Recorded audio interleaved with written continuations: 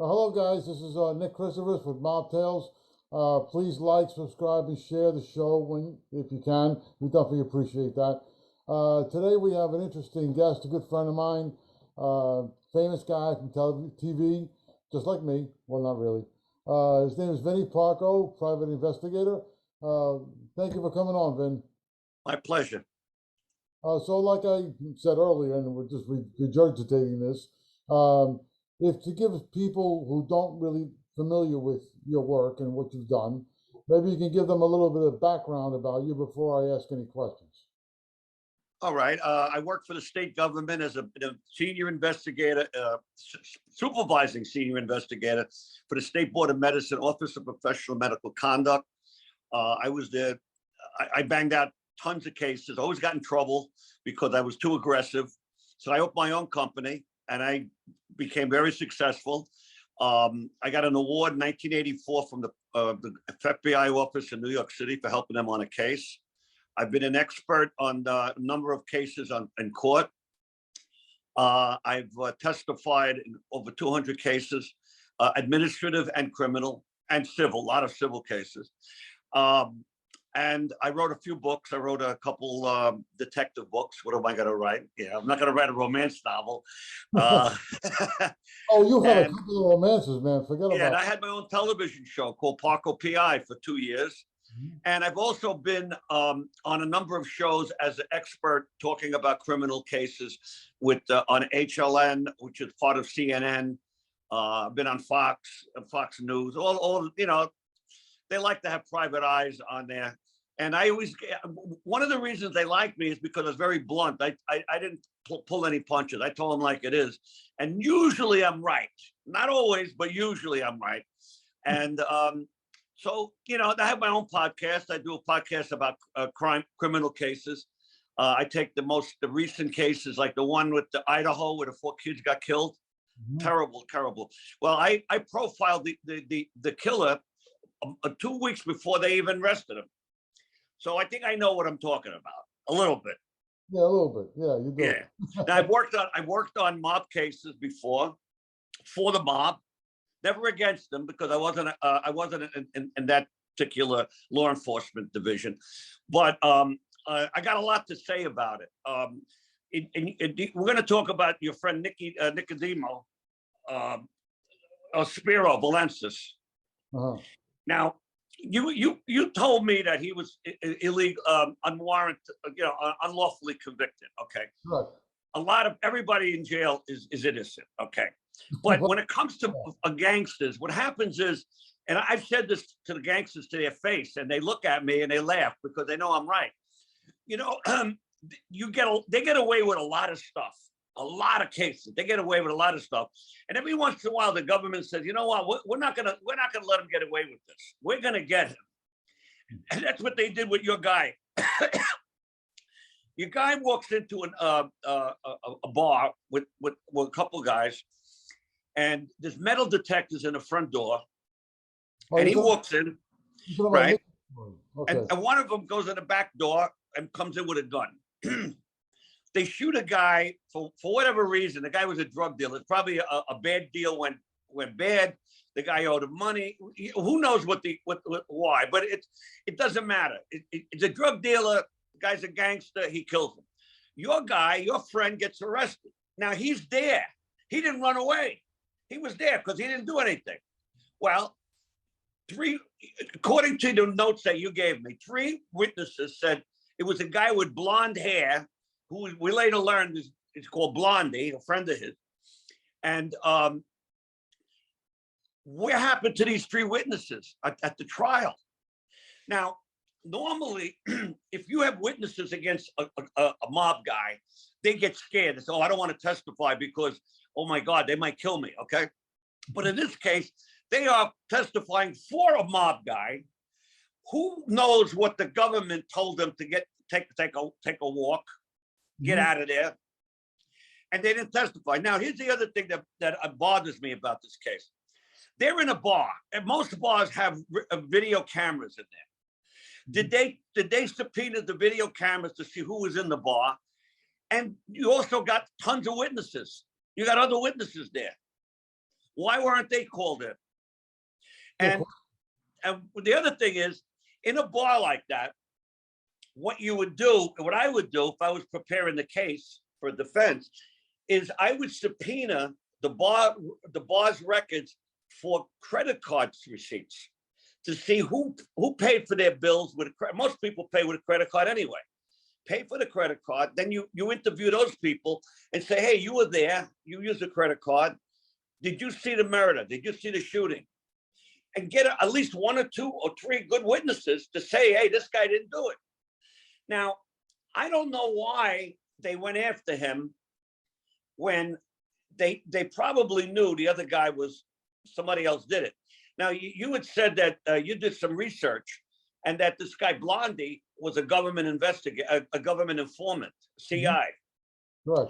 So what the government will do is they will protect their CIs even if they're committing crimes. I know. In order to get a wise guy. Look at Sammy the Bull Gravano. 19 murders, what they admits to. And to get John Gotti, they had him testify. I got a feeling they would have got John Gotti anyway without his testimony, but his testimony put the good housekeeping seal of approval on the case. Okay. Mhm. Now, why does the government do that? I'll tell you why.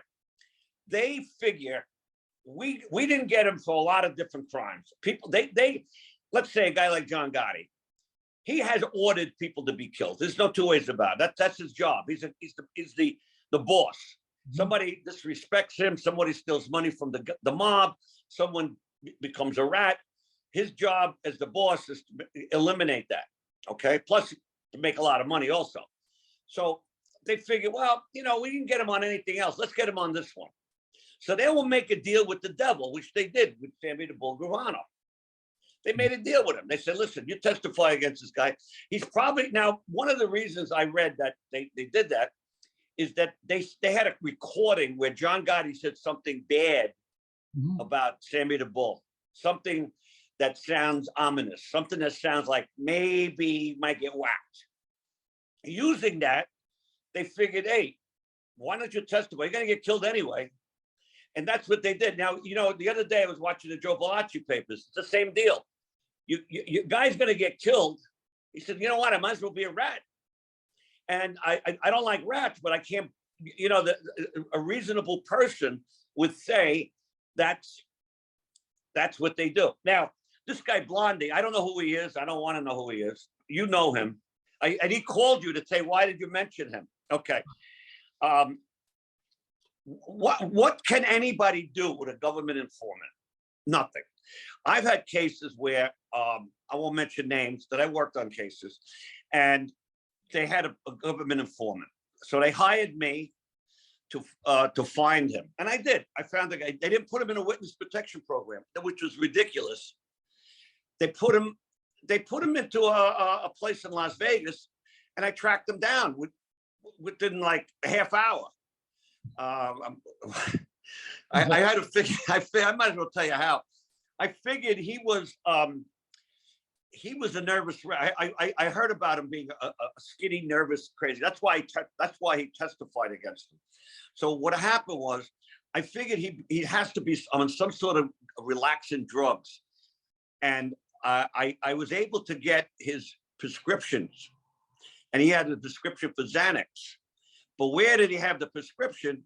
Was at a major pharmacy, and they had the home address, because they have to have a home address. And bingo, we found him. Now, I was under instruction not to contact him, not to see him, and not to do anything with him, but to give it to my client's attorney so they could have it to impeach him down the road. So that's what because if they whack this guy, I'm in trouble, because I set him up. So, but with these other guys, now we're gonna talk about Peter Chiodo also, the other Greek guy. Oh, you mean Spiro? Spiro, okay. Now I have, even though I never met him, I have history with Peter Chiodo, and I'll tell you why. I was testifying on a murder case once, and he was all over the newspaper. He got shot 12 times at the gas station. That's right. They tried to kill his sister too, because she's the sister of a rat. And what happened was I have a client, a Greek grill builder, very good client of mine, a legitimate guy. Well, when you are involved in real estate, you always have that little asterisk next to the name. Well, he's in real estate, so he's not a mobster, but he's got to deal with them. Peter Chiodo made him give him a house. He built a house. I forgot how much money it was, but he built it so it cost him $150,000 to build the house. Probably would have sold for $300,000 on the market. And this was in 1990, right? So he gave him the house. Well, you know what happened? The feds found out about it. The city found out about it. And they told my guy, said, you know, you got involved with a mobster. And you do work for this. You have contracts with the city to build houses. You're off the list. You can't. You're off. You're blacklisted. Okay, he's blacklisted. Now his brother was a Greek, obviously another Greek guy. He was a builder. He was a rat. So they figured maybe he could be a rat. No, he's not going to be a rat. So 5 years later, he applies for a job, a contract, $28 million contract that he would have made about 15 million profit. Wow. Okay. New York City DA comes over to him and says, listen, you have to wear a wire dealing with some of these guys, or you're gonna lose the contract. He lost the contract. He wouldn't wear a wire. That's what happens. If you are a legitimate guy and you get involved with these people, you get dirtied. There's no way. For example, when Donald Trump was running for office, oh, he's a builder. He dealt with the mob. Yeah. How can you not buy concrete to build a building? A lot of the concrete companies are connected. Mm-hmm. By the way, I have to bring this out. In 1969, I think it was 69. The feds built the 26th Federal Plaza. They built the FBI building, right? Mm-hmm. They were at 69th Street and 3rd Avenue. They had to move. They hired a moving company to move them, big moving company. It was a connected company. Now, this is the FBI hiring a connected company to move them, okay? Now, the building, 500 Pearl Street, which is the federal, beautiful. I love that. I love going there. I love testifying over there. Federal courthouse. And do you know how many subcontractors were on that job to build that courthouse that were mobbed up? No, I could imagine. Tell me the feds don't know. I mean, it's hypocrisy. It's crazy. Yep. You know, the way the feds work is if you're doing something illegal, but you're working for them, they kind of like, well, we'll give them sort of like a passive immunity.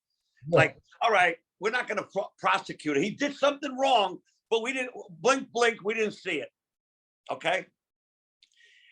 And that's the way they operate. Now, the problem, you know, when I consult on a case, the problem is convincing the jury that this is going on. That's the problem. Because some jurors might say, wait a minute, this isn't fair. The guy is a gangster. Okay, he's a gangster. They didn't catch him on other things he did. But they're trying to get him on this, and they got a rat. Now, with Peter Chiodo, I see he set your guy up, the travel agents. Okay. Right. I mean, now here's the way I look at it, and I'm very analytical. He was a gangster. He had a gambling and, you know, whatever, gambling stuff. So when he got convicted, who took over his territory? The guys that ratted him out. Chiodo was with the Lucchese family, right? Right. So the Lucchese said, well, you know what? That's ours. So they didn't mind. Now, Chiodo testified against him. Now, Chiodo's boss, Casso, went to jail, and he tried to be a rat. He tried to be a rat. And they said, no, you're going to go to jail. And he died in jail the rest of his life. Mm-hmm. So here's my philosophy on informants. When you are a maid, even if you're not a maid, you're an associate, and you get caught. If you are a stand-up guy, you say, "Look, I'll do my time. I'll do my 8 years, 7 years, whatever it is," and I come out, whatever. Okay. Well, the problem is the feds come over and say, "Listen, we got this, that, this, that, and the other on you. You're looking at 10 years for this, 5 years. All right, altogether, you're going to be in jail for 30 years." Okay. So here's the deal. You become a rat. We'll put you in a minimum security place. We'll put you in some sort of program, and we'll see what happens. Well, the guy says, "Wait a minute. I'm going to be in jail for 20, let's say 20 years. And I'm not going to be a rat. Who's going to take care of my family? Am I going to make money in jail? No. So, and they're not taking care of me. That's the problem with the mob. They don't take care of their own. When you're out and you're making money for them, oh, they love you. But when you're in jail, you're on your own. So it's inherent for them to become an informant. Look at Joe Massimo, the head of the Bonanno family. He's a boss. Oh, Joe Massino. Yeah, he was a boss. Yep. And he said, "Look, let my family keep the money, blah, blah, blah." And he testified. Now, I was at a wedding with a couple guys, made guys, and one of them was a higher up. He told me, he says, a guy like that testifying, a lot of the deals that go on in the five families got to go through a boss. It's sort of like not the commission like we heard about from Giuliani. I mean, Luciano, but they have to. There's certain protocols, and you mentioned the word protocol before. There's certain protocols that they adhere to. And like, for example, if someone's got to get whacked, you usually got to go to a boss and you got to make your case. Say, "Listen, this guy did and I need him whacked." Okay, you got permission. Okay. Well, he is involved in a lot of the deals that they make between families. Look at the Windows case. He had 5 families all involved in shaking down the state government for Windows at the Jacob Javits Center. Yep. Now, one of my in-laws was involved in that. He went to jail for 5 years. All he did was ask for a sandwich while they were taping the conversation, and he got jailed for conspiracy because his voice was on the tape. Okay.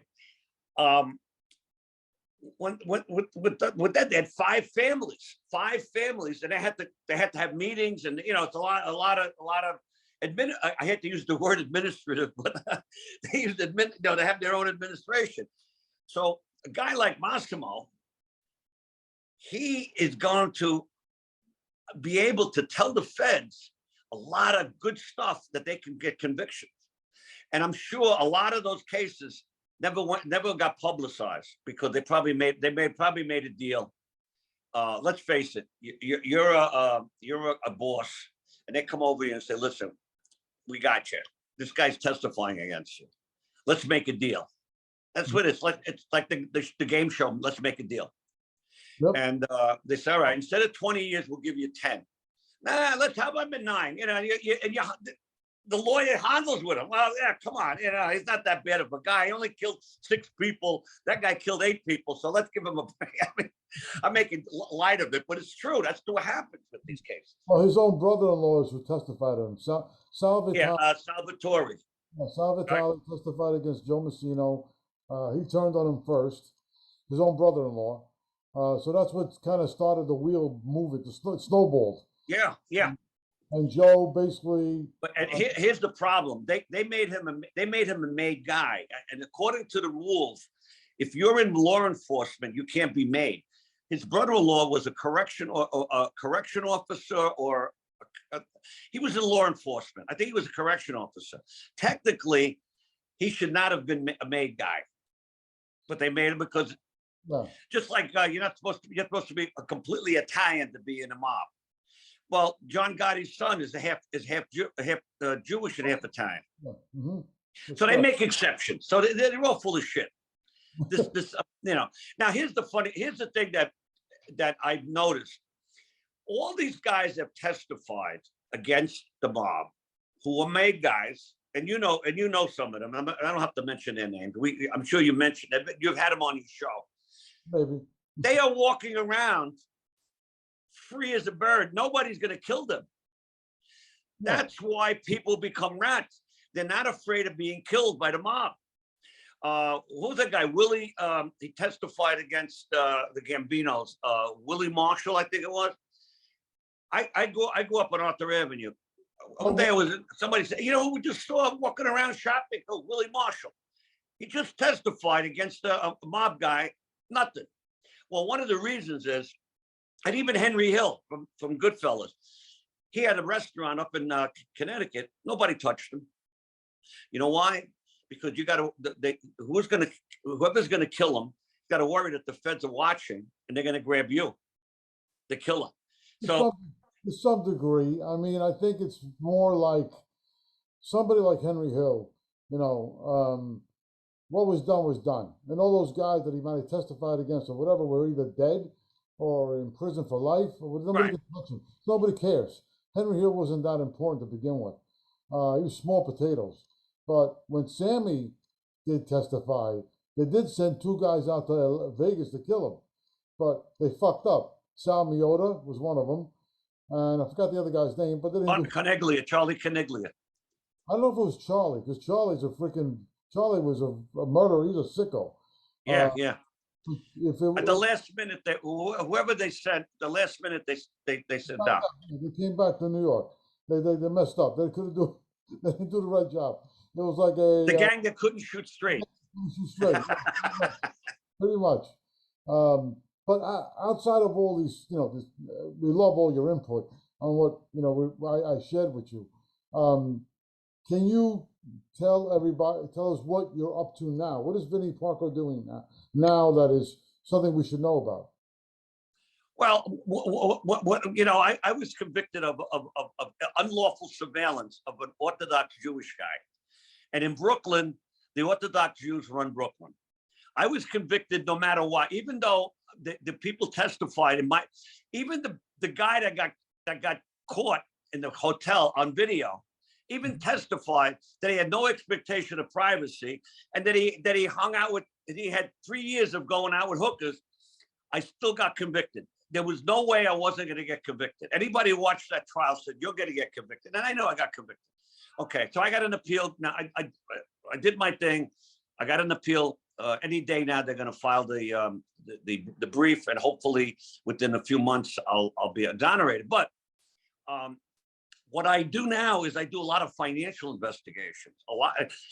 Think about it. Every time someone sues somebody, what is they suing them for? Money, right? Yep. So there's an exception in New York State rules that you don't have to be a private eye to do financial investigation. So I got a lot of financial I just opened an LLC called Vincent Parco Consulting.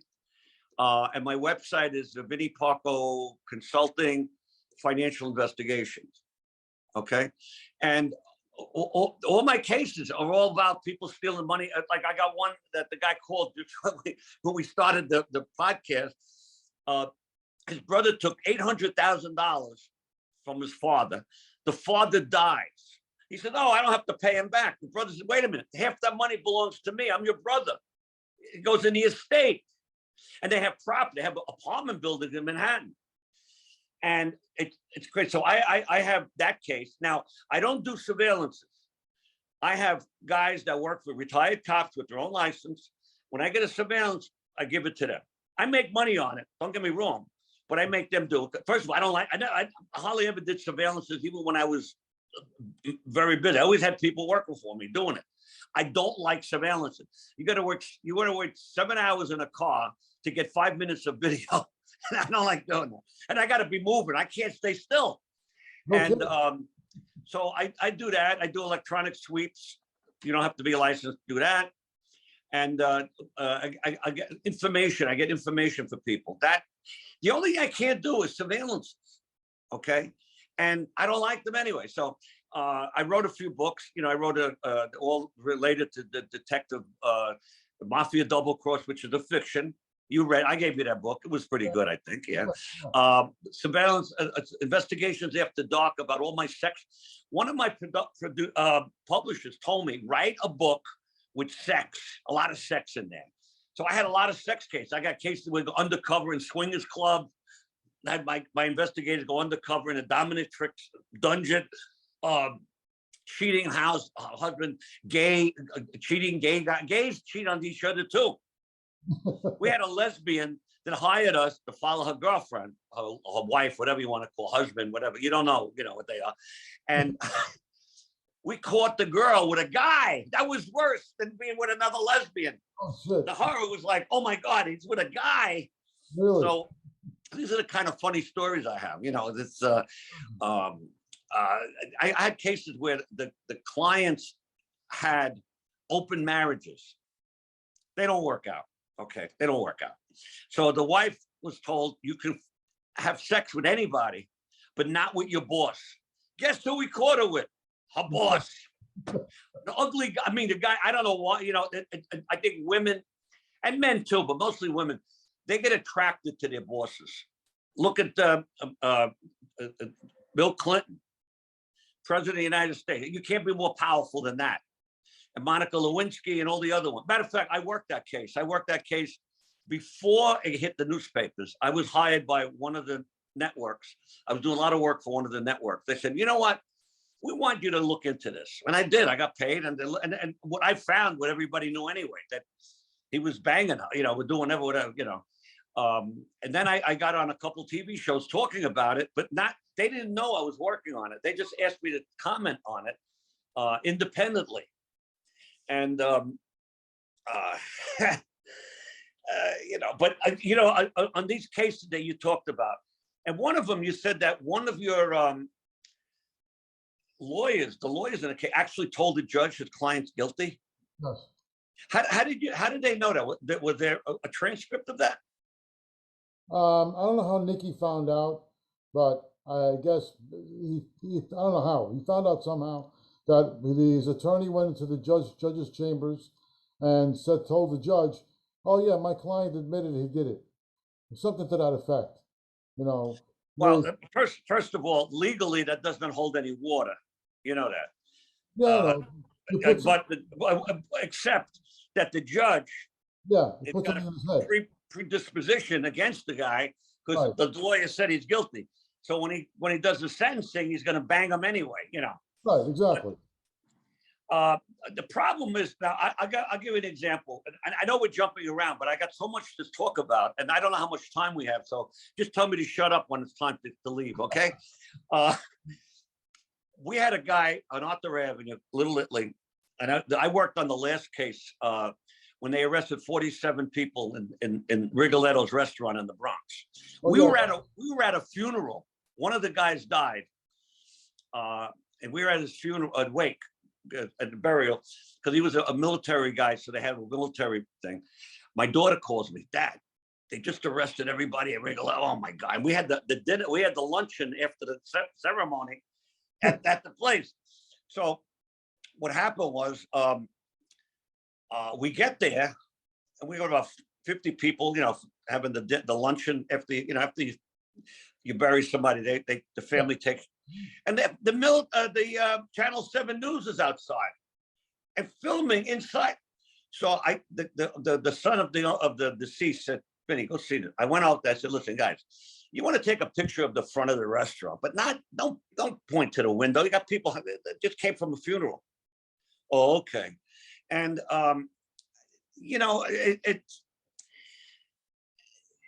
again, it was another rat. And then what happened was this guy, this is the one I found in Las Vegas. This guy worked there, or he was hanging out with, he was a lot of these people involved in gambling, let's face it. That's a big money thing. Mm-hmm. He got caught selling drugs in Westchester County. Nobody knew about it in the Bronx. And he was so nervous. I think one night in jail, he went berserk. He said, I want to testify. I want to talk. So when he mentioned the guy's name, I won't mention his name here, but when they mentioned the guy from Rigoletto's, They said, okay, they wired him up. He was there for a few years, got tons of tapes. Now, here's the funny thing. He's a rat. Now, this is apropos to what we're talking about today. Mhm. He's a low-level rat, but he's got a guy who's he got a couple captains and one boss in trouble. He was a gambler. He stole or didn't submit $500,000 to the Costa Rican gambling syndicate. The guy, one of the bosses, on his behalf, told him, listen, he's a hustler. He'll pay you back. I vouch for him. And he still ratted the guy out anyway. Okay. So during all my guys got 46 people get arrested. I'm working for two of them. And one of them was the guy from Philly, Skinny Phil. No, Skinny. Yeah, it's Joey Merlino. Yeah. So I wasn't working for him, but he was part of the indictment. Right. And I'm like, something's wrong here. Something is wrong here. So what happened was the feds had racketeering, setting up a murder, all kinds of shit, right? They said, well, maybe we'll give you a deal. They lost one whole year of audio tapes that this guy did of the guys. The FBI agents, oh, we can't find them. So they used that as an excuse. They gave everybody a much lighter sentence, but they got convicted. They all they want is convictions. Under any circumstance, they want conviction. Mm-hmm. And it amazed me how the system is corrupt. It's corrupt. But then again, you're dealing with you're dealing with people that are in a criminal enterprise anyway. So what is the end justifies the means, or the means justifies the end? How does it work? You give a guy who killed 19 people a free. Well, he did time, but he did bullshit time. Because when you're testifying, they put you in a hotel. They keep you they keep you under wraps, but they don't put you in a jail. So and the American public, they watch all these TV shows, and they watch these things, and the plots for these shows are always pro law enforcement. So people have a preconceived notion that the feds and the government are doing good. They're good guys, and in many cases they are. But let's face it, they use their own means to their an own. end. Yeah, they know how to, Now, I analyzed the two cases you told me, and I just told you about one of them. I said they didn't have how could they not have witnesses of a murder in a nightclub? Well, like I told you, because the Blondie was a CI. Yeah. They used their own power and influence to minimize anything that's going to expose him. So okay, let me tell you what happened a few years ago.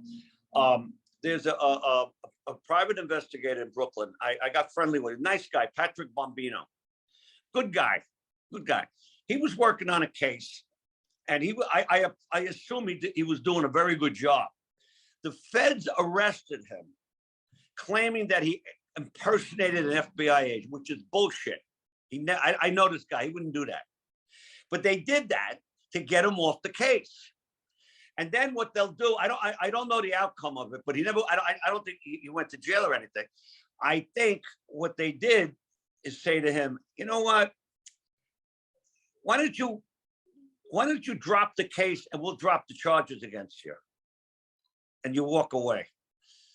And they did that to me in Staten Island. Now, Staten Island tried their first RICO case against a mechanic, a car mechanic. This is in one of my books. I have to tell this story, and I'll try to keep it short because I don't know how much more time we have. What this guy did was he was a very, very busy mechanic. This guy could fix anything, build. He was but he was an accountant. He didn't like being an accountant. He liked it. He had so many cars, so many people, that some of these people didn't pay him. Now, here's the problem. First of all, the people are in Staten Island, which right away, you lose about half your brain cells when you live in Staten Island. Okay, number one. Okay, number two, these people are the dumbest fucking people I ever met in my life because I had to interview them. So what they do, they have old cars. Because if you have a new car, you go to the dealer, they fix it. Mm-hmm. We have an old car, you got to go to a mechanic. So what this guy did was so anal that when he got a car in, he took a picture of the part that, let's say water pump. We take a picture of the water pump. Then he would order a water pump from the car auto parts place. And then he would clip the order that he, and a copy of the check that he's paid. He always post-dated the check for 2 weeks. They had a reason for it.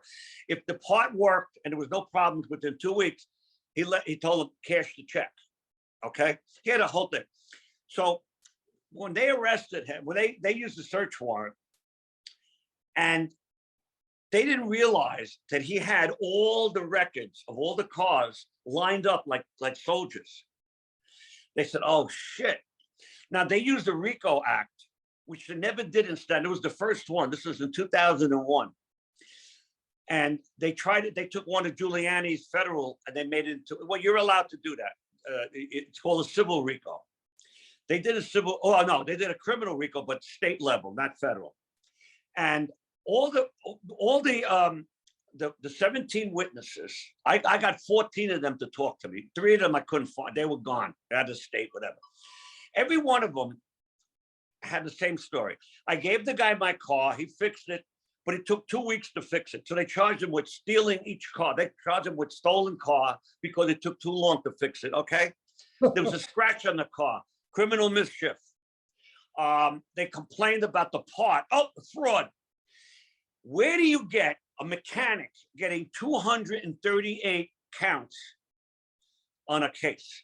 Wow. And most of these charges were administrative because he's licensed by the Department of Motor Vehicles to fix cars. So it should have stayed with the Department of Motor Vehicles. Now, here's why they went after him. He was an arrogant, I got along with him, but he was an arrogant guy. They were twins. They called them the evil twins, the twin brothers. They were very arrogant. They would make, when they got to small claims court, the lawyers would say, hey, let's make, no, I want my money. So they got an attitude of being assholes.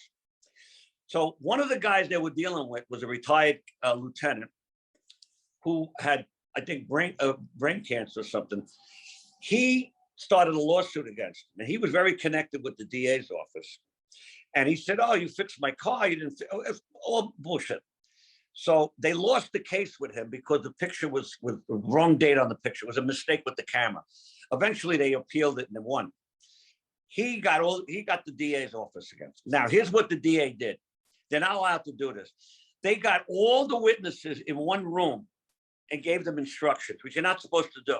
Each person is instructed privately, okay?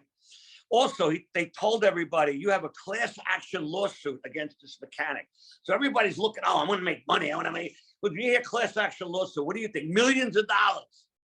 Were you in Camp Lejeune? You know, like, there's billions of dollars. Were you on 9/11? Were you, all that kind of stuff. So people right away say, oh, I'm going to get a lot of money. So they all testify. Now, here's the problem. I get hired, and I'm very aggressive. I get knocking on their door. I don't want to talk to you. You don't want to talk to me? I have the same right to investigate for the defense as the prosecution has to go after them. Okay, blah, blah, blah, blah. Next thing you know, I'm in the house having coffee with them, taking statements and audio and taping the conversation. Here's the problem they had. When they got called into the grand jury, the DA told them, oh, that's it. You come to the grand jury, it's over. It's not the beginning. It's the beginning of a case, not the end. These people are so fucking stupid. So they got mad because I'm at their house telling them, no, we're going to go to trial. So they're calling up the DA, screaming at, well, not screaming at him, but, getting mad at him. Say, wait a minute, you told me that this was going to be over, that they're going to plead guilty. They're not pleading guilty. These guys hired so many lawyers, so many detectives. I mean, unbelievable. They went for over $1 million to defend this case. Okay, eventually we won, but that's another story. So all these people complained. So who was Vinny Parco was there? Vinny Parco. So I got the word. In Staten Island, everybody talks. Everybody knows each other. It's like one dysfunctional family. I was told they're going to arrest you. I said, you know what? Fuck them. Let them arrest me. So I went to see a mechanic. I didn't do anything. I just said, listen, you know, if you lied, they could sue you. The truth, right? I mean, I said, if you lie against my client, they could sue you if you perjure yourself. He calls the DA up. The DA calls the cops. They come to see me. He said, come with us to the precinct. He goes, you're a collar. Okay, what am I arrested for?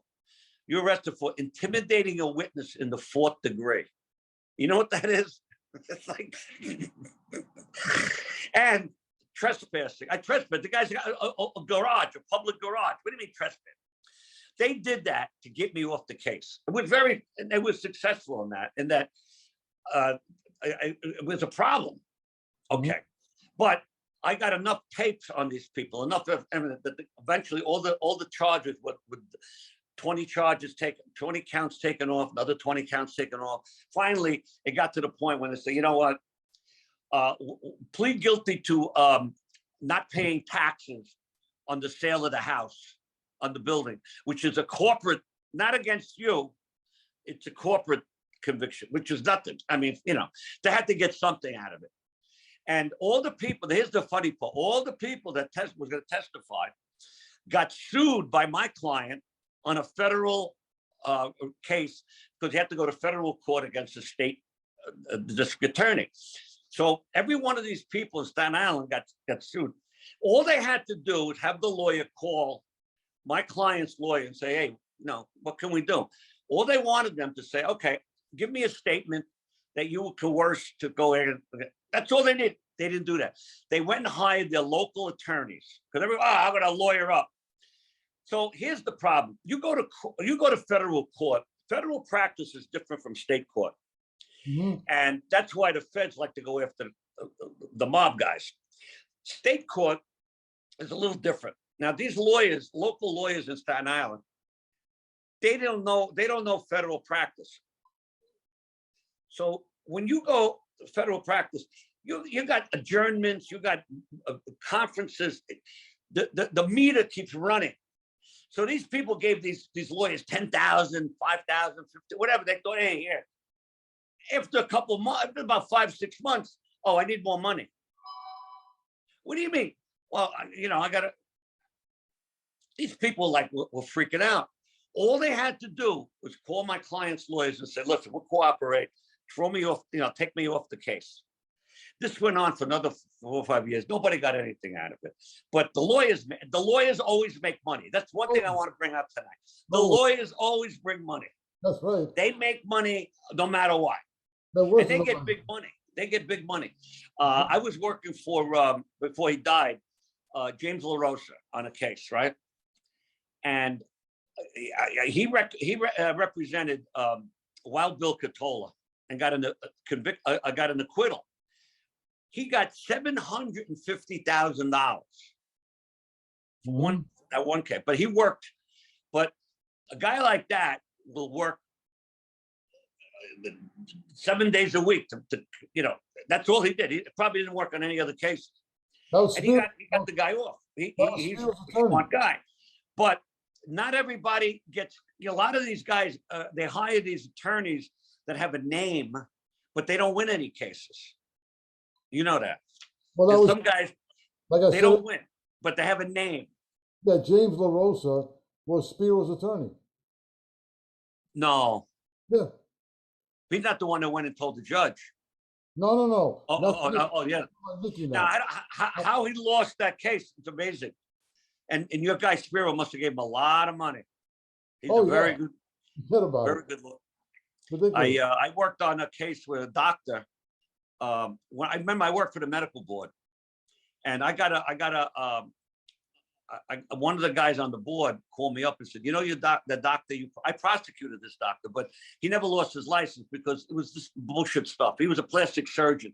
Now, plastic surgeons always get sued because nobody's happy.